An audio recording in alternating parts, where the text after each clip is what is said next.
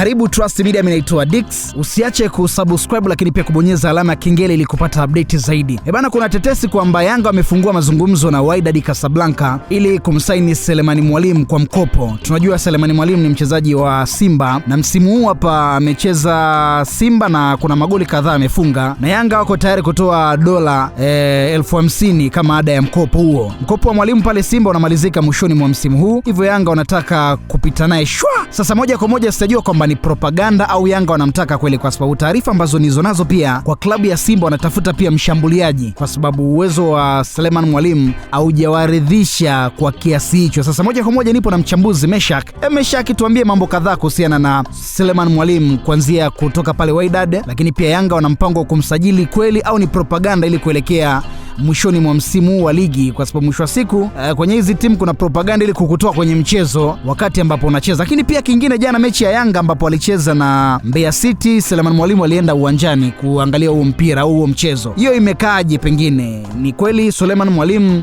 anakuja Yanga, lakini pia kingine ni kwamba Simba kweli wanatafuta mshambuliaji kwa sababu hawajaridhika labda na msimu Selemani Mwalimu aliyofanya. Lakini pia cha tatu ni kwamba Selemani Mwalimu takwimu zake zikoje mpaka sasa hivi? Selemani Mwalimu ni mchezaji mzuri ambaye kila mtu anahitaji kuwa naye kwenye mahitaji ya timu ikiwa yupo kwenye mpango mkakati. Sasa Mwalimu wa Young Africans, kuna ripoti ambazo alizitoa kwa klabu kwa viongozi kwa ajili ya benchi lake kuboreshwa zaidi katika maeneo ya ushambuliaji na eneo la kiungo. Moja ya wachezaji ambao tayari wameshakuwa wakiwa wanatajwa, kuna baadhi ya wachezaji ambao wapo ya ndani, lakini Mwalimu hajatoa taarifa. Kuna taarifa kutoka ndani ya kikosi cha Young Africans kwa mujibu wa chanzo cha Komanika ambacho anakaa katika benchi kuna pamoja na kushauriana na ukurugenzi wa ufundi aina ya wachezaji ambao wanahitaji. Jina la Selemani Mwalimu hayupo. Hii mwenyewe akishindwa kuiendo akacheza na taarifa ambazo zinasambaa kwenye mitandao ya kijamii, huenda itamwacha kidogo na sintofahamu. Maana yake atashindwa kufocus na kile ambacho anatakiwa kukifanya dhidi ya kikosi chake cha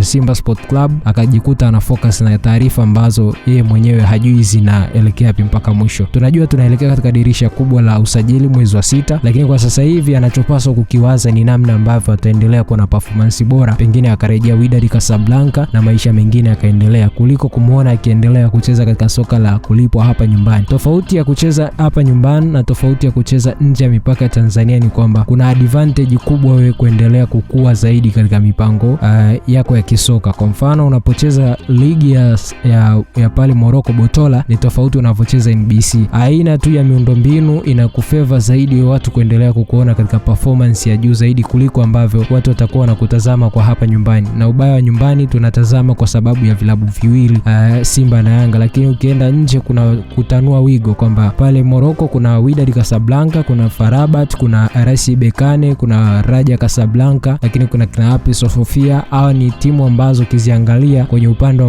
wa uwekezaji wako bora zaidi kwenye uendeshaji wa club. So Selemani Mwalimu kwa takwimu za hapa nyumbani amekuwa akimechisha zaidi akiwa anachezeshwa na Mwalimu akiwa anamtumia kwenye bando, anatokea nje. So kipi ambacho huwa kinambeba mchezaji kutakiwa na timu nyingine ni performance. Sasa performance ambayo Selemani Mwalimu alianza nayo msimu sio performance ambayo ipo nayo sasa hivi. Sasa hivi inaweza kawa wao Simba wanamhitaji zaidi ama Selemani anahitaji Simba zaidi kwa ajili ya kuendelea kuklik kwenye performance yake kuliko kwenda katika mazingira mengine ambayo watu wanayatazamia sasa hivi labda Young Africans, na sioni nafasi yake kwa asilimia kubwa kwenda ndani ya kikosi cha Young Africans. Asante sana mchambuzi wa soka Meshak kwa kutujuza kuhusiana na tetesi kwamba Selemani Mwalimu anaenda Yanga, lakini pia ishu ya jana kuonekana kwenye uwanja wa KMC akienda kushuhudia mechi ya Yanga pamoja na Mbeya City. Inawezekana pia na yeye alikuwa anaenda na huo upepo ili kutengeneza attention kwa watu, si ndio? Kwa sababu imeandikwa sana kwa hizi siku kadhaa kwamba